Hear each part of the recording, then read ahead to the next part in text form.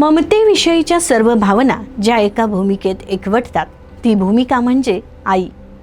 म्हणूनच परमेश्वरालाही आईच्या प्रेमाची अनुभूती घेण्यासाठी मानवी जन्म घ्यावा लागला असं आपल्या संस्कृतीत म्हटलं जातं.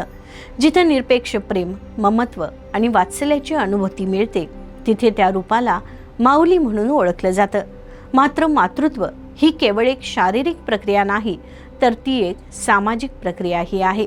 आणि याच सामाजिक दृष्टिकोनातून पाहिलं तर मातृत्व केवळ आनंदाचा क्षण नसून अनेक संघर्षांनी भरलेला प्रवासही आहे.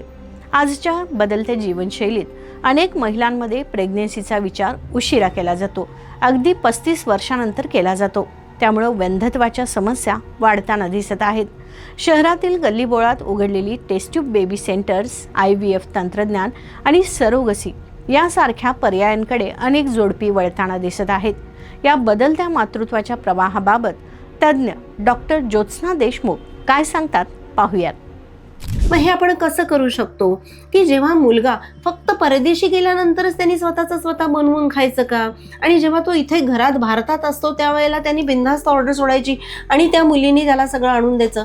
दोघंही नवरा बायको जर नोकरी करत असतील तर घरी आल्यानंतर त्या बायकोला जर नवऱ्याने किंवा तिच्या जोडीदारांनी जर मदत केली तर दोघांचंही काम हलकं होईल. मग अशा वेळेला मातृत्व ही आता आपण एक कन्सेप्ट आजकाल हिंदी पिक्चरनी एक फेमस केलेलं एक वाक्य आपण ऐकतो, वी आर प्रेग्नेंट. म्हणजे पूर्वी आपण म्हणायचो की अरे ही मुलगी प्रेग्नंट आहे, आणि आजकाल आपण ऐकतो की वी आर प्रेग्नेंट. म्हणजे कुठे ना कुठेतरी हा एक भाग रुजायला लागलेला आहे की ॲज अ कपल आपण प्रेग्नन्सी आपण ही सांभाळणार आहोत आणि ती पुढे रुजवणार आहोत. मग हा जो बदल आहे हा सगळ्यांच्या मध्ये आपल्याला दिसायला पाहिजे. त्या मुलीला आपण नुसतं सुरक्षित मातृत्व वैद्यकीय दृष्टीने देण्याच्या बरोबर आपल्याला ह्या सामाजिक गोष्टींमध्ये सुद्धा तिचा विचार करायला पाहिजे की जेव्हा ती मुलगी प्रेग्नन्सीचा विचार करते तिला आपण सांगायला पाहिजे की ठीक आहे, तू ही नोकरी करतेस ना, 1 वर्षभर तू त्याच्यातून ब्रेक घे. मग ती मुलगी म्हणते की नाही, आत्ताच माझं करिअर चालू झालेलं आहे आणि मी ब्रेक घेतला तर मग मला पुन्हा त्याच्यात संधी मिळेल का? मी 12वीला एवढा अभ्यास केला, मी 10वीला एवढा अभ्यास केला आणि मी पुढे गेले आणि मी आता केवळ मी प्रेग्नंट राहिले किंवा मला मूल झालं, मग मी माझ्या पायात बेड्या अडकून घेऊन मी माझं सगळं करिअर संपवायचं का? नको, त्यापेक्षा मला प्रेग्नन्सीच नको. मग काय 35, 40, 50 नंतर बघूया. आणि ह्याचं दुसरं एक स्वरूप आहे की जर 35 नंतर तुम्ही जर विचार केलात तर पूर्वी आपल्याकडे हे जे आर्टिफिशियल इन्सेमिनेशन किंवा जे काही आपल्याला IVF तंत्रज्ञान आहे, टेस्ट ट्यूब बेबी हे नाव आपण कॉमनली ऐकतो. तर टेस्ट ट्यूब बेबीच्या सारख्या ज्या सुविधा आहेत आता अक्षरशः गल्लीबोळात आपल्याला हे टेस्ट ट्यूब बेबीच्या सुविधा उपलब्ध आहेत की कुणीही येतं. मुली प्रत्येक वेळेला विचार करतात त्याच्यात काय एवढं आहे, लग्न करायचं आणि ओव्हा फ्रीज करायचा आणि मग नंतर जेव्हा पाहिजे तेव्हा आपण त्याचं बाळ तयार करायचं. म्हणजे आपण कुठल्या तरी मॉलमध्ये जातो, एखादी वस्तू खरेदी करतो आणि ती घरी आणतो. तितकं सोपं झालंय का हो मातृत्व की आपण जायचं डॉक्टरकडे आणि सांगायचं हे माझे ओव्हा आहेत, आता तुम्ही प्लीज हे फ्रीज करा आणि मग मी 5 वर्षांनी येते, जेव्हा मी पूर्ण माझी करिअरमध्ये मी माझं सगळं मी अचीव्ह करेन त्यावेळेला मी येते आणि मग त्यावेळेला तुम्ही मला ह्या ओव्हाचं बाळ करून द्या आणि मग ती मी पण सांभाळते. म्हणजे तुमच्याकडे तुम्हाला सगळे IVFचे तंत्रज्ञान आहेत, तुमच्याकडे सरोगसीचा पर्याय आहे. म्हणजे काय तर ते बाळ मला माझ्या पोटात सुद्धा वाढवायची गरज नाही आहे. ते बाळ फक्त माझं नाव मी त्याला देणार आणि मग मी ते दुसऱ्या कोणाकडे तरी ते पोटामध्ये वाढवायला देणार. पूर्वी दाई असायची. दाई म्हणजे काय तर ते जन्मलेल्या बाळाला आईच्या बरोबरीने ती दाई थोडंसं त्याचं संगोपन करायची. पण आता अशी परिस्थिती झालेली आहे ह्या सरोगसीमध्ये की ती जी आई आहे ती पोटामध्ये बाळ न वाढवता दुसऱ्या त्या दाईच्या पोटामध्ये बाळ वाढवते आणि मग ती आपलं ते मूल म्हणून वाढवते. तर याची वैद्यकीय कारणं जरी काहीही असली, काही स्त्रियांना दुर्दैवाने ते बाळ आपल्या पोटामध्ये वाढवता येत नाही, तर त्या कारणासाठी आपण सरोगसी या तंत्राचा उपयोग करणं अत्यंत गरजेचं किंवा अत्यंत उपयुक्त आहे. पण त्याचा गैरवापर करून किंवा समाजामध्ये जर आपण असा जर मेसेज जात असेल की काही हरकत नाही आहे, तुम्ही निवांत लग्न करा, तुम्ही निवांत मूलबाळ होऊ द्या, IVF तंत्रज्ञान तुमच्या हाताशी आहे, तुम्ही केव्हा पण या आणि आम्ही तुम्हाला मूल करून देतो, तर ह्या अशा चुकीच्या गोष्टी ह्या समाजामध्ये किंवा मुलींच्या मध्ये किंवा एकूणच सगळ्यांच्या मध्ये ह्या पसरायला नको आहेत. IVF हा पर्याय चुकीचा नाही, मात्र कोणताही निर्णय घेण्यापूर्वी त्यामागील वैद्यकीय, मानसिक आणि सामाजिक पैलू समजून घेणं आवश्यक आहे. याबाबत तज्ज्ञ डॉक्टर सायली पाटील यांनी स्पष्टपणे आपलं मत व्यक्त केलंय. तुम्ही समजा मातृत्वासाठी येत असाल, वंध्यत्वाची तुमची अडचण असेल, तर तुम्ही सुरुवातीला काही तपासण्या करा. पण एक गोष्ट मला अशी जाणवली की नुसत्या तपासण्या केल्यानंतर तुम्ही जे काही आकडे येतात त्या आकड्यांना घाबरून जाऊ नका. तो एक आकडा आहे, तो एक मार्कर आहे, पण त्या मार्करवरती तुमचं यश ठरत नाही. तो आकडा बदलतही राहतो. त्याच्यामुळे तो बदलण्यासाठी काय प्रयत्न करता येतात का हे बघा. असं नाही आहे की तुमचा AMH कमी झाला म्हणून तुम्ही IVFच करायला हवं. तर IVF करण्याआधी अजून काही ऑप्शन्स आहेत का ह्या सायन्स बेसमध्ये, सायंटिफिक बेसमध्ये आपण अजून काही ऑप्शन्स चूज करू शकतो का, ह्याला आधी सर्च करा, त्याचा अभ्यास करा आणि मगच IVFकडे जा. IVF हा पर्याय वाईट नाही आहे, पण त्या पर्यायाच्या आधीही काही पर्याय एक्झिस्ट करतात. त्या पर्यायांचा तुम्ही अभ्यास करा. नॉर्मल आणि सिझेरियन डिलिव्हरीच्या प्रमाणाबाबत समाजात अनेक प्रश्न आणि गैरसमज पाहायला मिळतात. नेमके या दोन्ही प्रसूती प्रकारांमध्ये काय फरक आहे आणि कोणत्या परिस्थितीत सिझेरियन डिलिव्हरीची गरज भासते, याबाबत तज्ज्ञ डॉक्टर निरंजन शहा यांनी महत्त्वपूर्ण माहिती दिली आहे. पाहूयात ते काय म्हणाले. त्याचे काही फायदे तोटे आहेत. फायदे म्हटलं तसं तर हॉस्पिटलमध्ये कमी राहावं लागतं, नैसर्गिक मार्गातनं प्रसूती होते, कमी टाके बसतात, खर्च कमी येतो, शरीराची व्याधी इतर काही निर्माण होण्याची शक्यता कमी असते. त्याचबरोबर काही वेळेला अडचणी येऊ शकतात, बाळ अडू शकते, अडकू शकते, मग इतर मार्ग वापरात आणावे लागतात, चिमट्याची प्रसूती इत्यादी. काही वेळेला मलमूत्र मार्गाने इजा होऊ शकते. या सर्व गोष्टी समर्पकपणे पाहिल्या जातात. सिझेरियनमध्ये आपण वरती जे आपलं उदर असतं तिथे छेद करून, गर्भाशयाला छेद करून बाळ बाहेर काढलं जातं. मग हे काही वेळेला ज्याला आपण असं म्हणतो की इमर्जन्सी किंवा प्लॅन्ड, तातडीचे किंवा नियोजित असं होऊ शकतं. सिझेरियन्समध्ये काही गोष्टी ठोकतळा अशा आहेत की ॲब्सोल्यूट इंडिकेशन, म्हणजे काही करा, या स्त्रीला सिझेरियनशिवाय पर्याय नाही. अशाही काही गोष्टी आहेत ज्याच्यामध्ये वाट लहान असणे,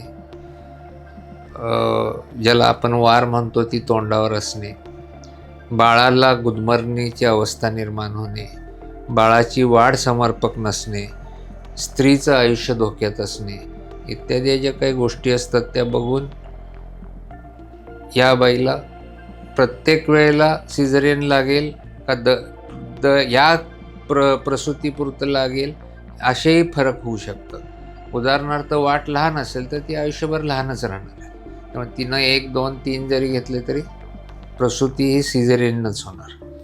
आता पहिली सिझेरियन असेल तर दुसरी प्रसूती नैसर्गिक मार्गाने होऊ शकते का, तर तात्पुरत्या कारणाकरता जर सिझेरियन झालं असेल पहिल्यांदा, उदाहरणार्थ जर वार तोंडावर होती पहिल्या प्रसूतीमध्ये आणि ती आता दुसऱ्या प्रसूतीमध्ये योग्य जागी आहे, तर या बाबतीत डॉक्टर एक चान्स घेऊ शकतात की बाबा संधी देऊ शकतात प्रसूतीची, पण त्याच्यावर देखरेख ही खूप लागते. कारण कुठल्याही परिस्थितीमध्ये गर्भाशय ज्यावेळेला आकुंचन प्रसरण पाहायला लागतं कळा देण्याकरता, वाढवण्याकरता, त्यावेळेला पहिला घातलेले टाके हे सक्षम राहतील आणि तसेच टिकतील याची कुठलीही शाश्वती देणारी कुठलीही आधी टेस्ट नाही आहे. त्या प्रसंगात त्या वेळेला तो निर्णय घ्यावा लागतो. आणि जर चुकून त्या पहिल्या टाक्यांना छेद गेला पोटामध्ये तर परिस्थिती एकदम गंभीर होऊ शकते. त्यामुळे या सर्वांचा ओहापोह करून आपल्याला विचार करावा लागतो की बाबा सिझेरियन का नॉर्मल. आता बऱ्याच वेळेला आमच्याकडे पेशंट येतात त्यावेळेला ते असं बोलतात की आमच्या आजीच्या काळात, आमच्या पणजीच्या काळात कुठं सिझेरियन होतं, आम्हाला 5-5, 6-6 मुलं झाली, मग आम्ही कुठं ते कसं काय ऐकलं नाही. बरोबर आहे, जसं प्रगती होत गेली तसं म्हणू शकता तुम्ही की सिझेरियनचं प्रमाण वाढलं, पण तसंच विचार हाही करू शकतो आपण की त्या काळामध्ये कुठं फोन होते, त्या काळामध्ये कुठं मोबाईल होते, मग आता सगळे वापरायला लागलेत. त्यामुळं तंत्रज्ञान जे प्रगत होतं आहे ते का वापरताय हा वादाचा मुद्दा होऊ शकत नाही. आता उदाहरणार्थ आपण जर असा विचार केला की त्या काळामध्ये आजी आणि पणजी म्हणजे साधारण स्वातंत्र्यपूर्व काळामध्ये साधारणपणे ज्याला मॅटर्नल मॉर्टॅलिटी रेट म्हणायचे तो लाख प्रसूतीमध्ये 280 ते 320 होता, म्हणजे मृत्यू पावणाऱ्यांची संख्या. ती आता 50च्या खाली आलेली. म्हणजे मी काही वेळेला आजीला एखाद्या विचारतो, बाबा तुझ्या किती मैत्रिणी गरोदरपणात गेल्या, ह्याचा हिशोब कधी बघितलाय का? प्रत्येक पंजोबाची तर 60-70% पंजोबांची 2-2 लग्न आहेत. पहिली लग्न 12-13व्या वर्षी मुलीचं, 15-16व्या वर्षी गरोदर, 18व्या वर्षी पहिली आजी गेली, दुसरी आजी आणली लग्न करून. हे प्रमाण खूप होतं. आता ते प्रमाण थांबलेलं आहे. पूर्वी 5-5, 6-6 मुलं व्हायची, आई आणि मोठी मुलगी एकत्र प्रसूतीला यायच्या. आता ते थांबलेलं आहे. त्याप्रमाणे साधारणतः आता 5-6 मुलामध्ये एखादं मूल अडचण जरी आली प्रसूतीमध्ये, नको आम्हाला सिझरन, वेळ लागला तरी चालेल, काही इजा झाली बाळाला तरी चालेल, पण आम्ही नैसर्गिक मार्गाने होणार. अशा वेळेला रुग्ण, त्यांचं कुटुंब त्या काळामध्ये 25-30 वर्षापूर्वी समजून घेत की ठीक आहे, बाळाला काही झालं तरी काय डॉक्टरांचा काही विषय नाही आहे. तसं आता 1 किंवा 2 मुलं असतात आणि ह्या सगळ्यांचा विचार करता ते सक्षम असले पाहिजेत, सुखरूप असले पाहिजेत. त्यामुळे ह्या गोष्टीमध्ये फरक कुठे कुठे होत गेला. तर मूळतः एक विचार असा करावा की कुठल्या प्राण्याला, आपणही प्राणीच आहोत, प्रसूतीकरता मदत लागते.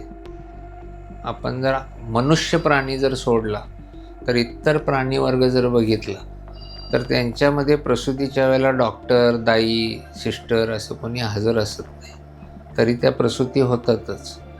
तर एक मूळतः फरक आपल्यात असं झालं की चतुष्पदापासून द्वपद म्हणजे 2 पायावर ज्यावेळेला आपण आलो, इथे सगळ्यात मोठा फरक घडला की आपलं जे काही ज्याला आपण पेल्विस म्हणतो, म्हणजे जे काही बाहेर येण्याचा जो मार्ग आहे तो मार्ग आडवा असल्यापासून तो उभा झाला. आणि त्याच्यामुळं तांत्रिक इतके बदल झाले की मनुष्य वर्गाला मदतीशिवाय प्रसूती होऊ शकत नाही. अलीकडच्या काळात वंध्यत्वाचं प्रमाण वाढत असल्याचं दिसून येत आहे. बदललेली जीवनशैली, ताणतणाव, आहारातील बदल आणि वाढतं वय यामुळे अनेक जोडप्यांना पालकत्वाचा प्रवास कठीण होताना दिसतोय. या वाढत्या वंध्यत्वाच्या समस्येबाबत तज्ज्ञ डॉक्टर आशा शितोळे यांनी नेमकं काय सांगितलंय पाहूया. मी doctor Mrs Asha Dattatray Shitole, practising gynaecologist since 37 years old in Kolhapur. Actually international women's डेच्या ऑकेजनवर आज मी काही एक गाईडलाईन म्हणून एक आपल्याला स्पीच देत आहे. सध्या या कॉम्पिटेटिव्ह लाईफमध्ये एज्युकेशनला इम्पॉर्टन्स खूप दिला जातो आपल्याकडे आणि दॅट इज मोस्ट इम्पॉर्टंट. तर शिक्षण घेत आपल्या पिढीचं, ह्या नवीन पिढीमध्ये वय वाढत जाते आणि त्यामुळे अल्टिमेटली काय होतं आहे, उशिरा मॅरेजेस होतात. उशिरा मॅरेज झाल्यामुळे पुढचं जे त्यांचं फॅमिली सेटलमेंट असते की ज्याला म्हणायचं की म्हणजे फायनान्शियल स्टॅबिलिटी आणि त्याबरोबर आपले फॅमिली स्टॅबिलिटी म्हणजे आपल्याला इश्यूज, आपल्याला मुलं होण्याचे जे काही प्रक्रिया आहे त्याच्या रिलेटेड पण ते थोडंसं उशीर करतात. तर कारण फायनान्शियल स्टॅबिलिटी पहिली येऊ दे, मग आम्हाला इश्यूज होऊ देत, असं त्यांचं किंवा मुलं होऊ देत, असं त्यांचं एक थिंकिंग असतं. पण ॲक्च्युली ना, आपण आयुष्यात स्टेबल कधीच होत नाही. जसं आपण मोठं होईल तसे आपल्या रिक्वायरमेंट्स वाढत जातात आणि अजून होऊ दे, अजून आपण स्टेबल होऊया असं त्यांना वाटत असतं. पण जेवढं महत्त्व ते फायनान्शियल स्टॅबिलिटीकडे देतात तेवढंच महत्त्व त्यांनी आपल्या फॅमिली सेटलमेंटकडे किंवा आपल्याला एखादं फॅमिली आपल्या एक मुलं होण्याकडे लक्ष द्यावं. कारण या गोष्टीमुळे हल्ली इन्फर्टिलिटी रेट म्हणजे वंध्यत्वाचा रेट वाढत चाललेला आहे. IVF आणि टेस्ट ट्यूब बेबी या संज्ञांबाबत अनेकदा गोंधळ निर्माण होताना दिसतो. प्रत्यक्षात या दोन्ही प्रक्रियेत नेमका काय फरक आहे आणि वंध्यत्वाच्या उपचारांमध्ये या तंत्रज्ञानाची भूमिका काय आहे याबाबत तज्ज्ञ डॉक्टर श्वेता पत्की यांनी सविस्तर माहिती दिली आहे. पाहूयात ते नेमकं काय म्हणालं. विचारतात IVF म्हणजे काय आणि टेस्ट ट्यूब बेबी म्हणजे काय. तर IVF हे त्याचं सायंटिफिक नाव आहे आणि टेस्ट ट्यूब बेबी हे जस्ट त्याचं एक आपण म्हणूया बोलीभाषेतलं त्याचं ते नाव आहे. तर IVFमध्ये आपण जेव्हा गर्भ कृत्रिमरित्या लॅबोरेटरीमध्ये बनवतो आणि मग तो स्त्रीच्या शरीरामध्ये आत सोडतो युट्रसमध्ये, त्याला आपण IVF असं म्हणतो. तर IVF कोणामध्ये करावं? आमच्याकडे खूपदा लग्नाला जे 6 महिने झालेत असे पेशंट येतात की आम्ही 2 महिने ट्राय केलं, होत नाही, पटकन आमचं IVF करून टाका. तर इतक्या लगेच IVF करायची गरज नसते. जेव्हा सगळे पर्याय तुमचे करून झालेले आहेत आणि तरी सक्सेस होत नाही आहे तेव्हा आपण IVFकडे वळतो.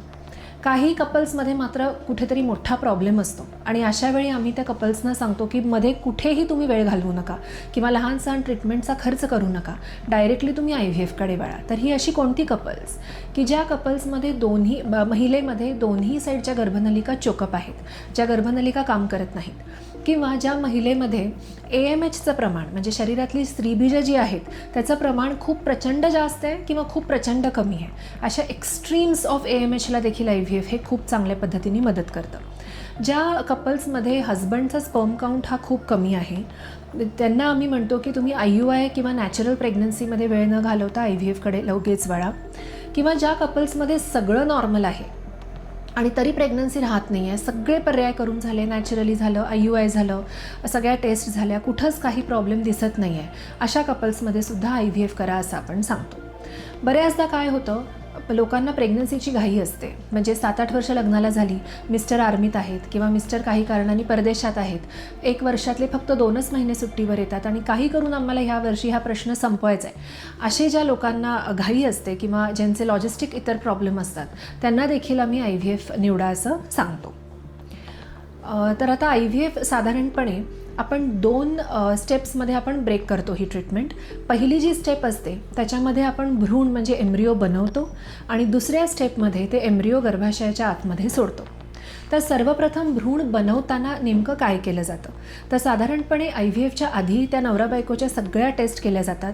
हॉर्मोनल प्रोफाईल असो, मिस्टरांचा स्पर्म काउंट असो, सगळ्यात महत्त्वाची म्हणजे दोघांची शुगर असो, कारण अलीकडे इतक्या तरुण मुलींची शुगर ही 140, 150, 190 अशी बॉर्डरलाईनवर आपल्याला बघायला मिळते आणि पेशंट कबूल नाही होत की आम्हाला शुगर आहे. तर आम्ही सांगतो की तुम्हाला शुगर नाही आहे, अजून शुगर सुरू झालेली नाही, पण असंच जर सुरू राहिलं तर पुढच्या 3-4 वर्षात डेफिनेटली डायबिटीज होईल. तर हे देखील पुरुषांमध्ये स्पर्म काउंट कमी असायचं कारण असू शकतं. तर ह्या सगळ्या टेस्ट, काही जेनेटिक टेस्ट, थॅलेसेमिया स्क्रीनिंग, हे सगळं करून गर्भाशय त्या महिलेचं उत्तम आहे ना हे 3D सोनोग्राफीमध्ये, हिस्ट्रोस्कोपीमध्ये बघून मग फायनली आपण IVFचा निर्णय घेतो. साधारण MCच्या 2-3 दिवसापासून आपण त्या महिलेला इंजेक्शन सुरू करतो. इंजेक्शन सुरू झाली की आपण तिची इंटरनल सोनोग्राफी करून त्या इंजेक्शनचा प्रतिसाद म्हणून दोन्ही साईडला एग्ज व्यवस्थित बनतायत ना, एग्ज आकाराने वाढतायत ना हे बघतो. एकदा का आमच्या समाधानासारखी एग्ज झाली म्हणजे साधारण 18 ते 20 mmचे फॉलिकल दोन्ही ओव्हरीमध्ये बनले की आपण ते ट्रिगरचे इंजेक्शन देतो जेणेकरून ओव्ह्युलेशन व्हायला मदत होते. आणि ट्रिगरचे इंजेक्शन दिल्यापासून 36 तासानंतर oocyte रिट्रीवलची प्रक्रिया केली जाते. त्या दिवशी त्या महिलेला सकाळी लवकर उपाशीपोटी हॉस्पिटलमध्ये बोलवलं जातं. मिस्टर सोबत लागतात. भूल देऊन ती एग्ज बाहेर काढून घेतली जातात. ही व्हजायनल प्रोसिजर आहे, ह्याच्यावर पोटावर टाके वगैरे काही पडत नाहीत आणि within 20 to 25 minutes he procedure होऊन जाते. त्याच दिवशी मिस्टरांचं स्पर्म सॅम्पल घेतलं जातं आणि लॅबोरेटरीमध्ये मिळालेले एग्ज आणि स्पर्म सॅम्पल हे एकत्र करून गर्भ बनवले जातात. 35 वर्षानंतर मातृत्व स्वीकारताना काही आरोग्यविषयक आव्हाने निर्माण होऊ शकतात. वाढतं वय, बदललेली जीवनशैली आणि शारीरिक बदल यामुळे गर्भधारणेची प्रक्रिया काही वेळा गुंतागुंतीची ठरते. अशा परिस्थितीत गर्भधारणा उशिरा होणे, वंध्यत्वाची समस्या, गर्भावस्थेतील आरोग्याच्या अडचणी किंवा सिझेरियन प्रसूतीची शक्यता वाढू शकते. या सर्व मुद्द्यांवर तज्ज्ञ डॉक्टर ज्योत्स्ना देशमुख यांनी सविस्तर मार्गदर्शन केले. 35 नंतरच्या मातृत्वाबाबत नेमकी काय काळजी घ्यावी आणि कोणत्या समस्या उद्भवू शकतात, पाहुयात ज्योत्स्ना देशमुख नेमकं काय म्हणाल्या. आपल्याला सगळ्यांना याच्यातले वैद्यकीय घटक 100% माहिती आहेत की आपण जर 35 नंतर आपण प्रेग्नन्सीचा विचार केला तर त्याच्यामध्ये अडचणी काय निर्माण होतात. त्याच्यामध्ये माळमतिमत्व होऊ शकतं, आईला भरपूर प्रॉब्लेम्स होऊ शकतात, जसे डायबेटीस आहे. आपलं भारत आता हा नॉन कम्युनिकेबल डिझीजेसचं कॅपिटल झालेला आहे. म्हणजे आपण पूर्वी म्हणत होतो की एकाला शिंक आली तर दुसऱ्याला शिंक येणार, एकाला न्यूमोनिया झाला तर दुसऱ्याला तो, हे झाले कम्युनिकेबल डिझीजेस म्हणजे लागण होऊन पसरणारे. पण हे आता नॉन कम्युनिकेबल डिझीजेस म्हणजे काय, तर डायबिटीस आहे, ब्लड प्रेशर आहे, हृदयाचे आजार आहेत आणि सगळ्यात मोठा आजार आहे तो ओबेसिटी आहे. जो तो बघावा तो हा जंक फूड आणि फास्ट फूड याच्यामुळे ओबेसिटीने ग्रासलेला आहे. मग अशामुळे जे पूर्वी आपण चांगली कामं करत होतो, आपली तब्येत चांगली राहत होती, आता आपण 24 तास आपण AC राहतो, आपल्याला ह्याची कमतरता त्याची कमतरता, सगळ्यांना थिअरी अगदी पाठ आहे पण म्हणजे कळतंय पण वळत नाही, अशी काहीची आपली परिस्थिती आहे. मग याच्यामध्ये काय आहे तर फक्त त्या नवीन कपलला आपण नावं न ठेवता ही सगळ्या समाजाची एक जबाबदारी आहे हे आपण समजूयात. बदलतं मातृत्व म्हणजे काय तर फक्त लग्न करून दिलं आणि आता तुम्ही मूल तुम्हाला हवंय तेव्हा करा हे असं न म्हणता आपण याचा मुळापासून विचार करूयात की कुठे आपण हे बदलू शकतो. पुन्हा आपल्याला पूर्वीसारखी एकत्र कुटुंबाची गरज आहे का? पूर्वीसारखं भले तुम्ही एका घरात नाही राहिलात तरी निदान शेजारी शेजारी राहून तुम्ही एकमेकांना मदत करू शकता का? आपण मुलांना पुन्हा एकदा सांगू शकतो का की ठीक आहे बाबा, ही तुझी बायको शिकलेली आहे पण तू पण शिकलेला आहेस, तर तुम्ही दोघांनी मिळून एकत्र ह्या गोष्टी सांभाळायच्या आहेत. भले 9 महिने तिला मूल पोटात बाळगायचं असलं तरी ते तुमच्या दोघांचं मूल आहे. म्हणून मी म्हटल्याप्रमाणे आपण ह्याला मातृत्व नुसतं म्हणून उपयोग नाही आहे, तर आपल्याला बदललेलं पालकत्व असं म्हणायला पाहिजे. कारण की आपण जेव्हा मातृत्व हा शब्द आपण वापरतो पुन्हा एकदा ती फक्त त्या स्त्रीची जबाबदारी होते आणि मला ती फक्त स्त्रीची जबाबदारी आहे असं नाही सांगायचं आहे, तर ही त्या पालकत्वाची म्हणजे त्या कपलची, त्या जोडप्याची जबाबदारी आहे. त्याचबरोबर त्या समाजाची पण जबाबदारी आहे की ज्या समाजामध्ये आपण वावरतो त्या समाजाला पण आपल्याला काही ना काहीतरी ह्याच्यामध्ये देणं लागतं हे आपण समजून घ्यायला पाहिजे. आपण मुलींना जेवढं आपण विश्वस्त, आश्वस्त आणि आपण मुलींना जेवढं सुरक्षित वातावरण देतोय त्या मुलींना सांभाळण्याच्यासाठी किंवा त्या मुलींना डील करण्याच्यासाठी त्या तोडीची मुलंसुद्धा आपण तयार करायला पाहिजेत. म्हणून मी पुन्हा एकदा सांगते आहे की बदलतं मातृत्व हे आपल्याला सगळ्यांना दिसतंय, पण त्या बदलत्या मातृत्वाला किंवा बदलत्या पालकत्वाला आपण आता पुन्हा एकदा म्हणूयात, या बदलत्या पालकत्वाला सामोरं जाण्याच्यासाठी आपण आपल्या घरापासून, आपल्या स्वतःच्यापासून आपण याच्यामध्ये बदल करायला चालू करूयात. तर आपल्याला येत्या पुढच्या पिढीला आपल्याला खूप छान वातावरण दिसेल. नाहीतर मग आपण जे कोमेजलेले सगळ्या ज्या गोष्टी बघतो आहोत, आपण पुन्हा पुन्हा वैद्यकीयदृष्ट्या आपण याच्यामध्ये विचार न करता माझी सगळ्यांना हीच एकदा विनंती आहे की आपण ह्याचा सामाजिकदृष्ट्याही परत एकदा विचार करूया. धन्यवाद.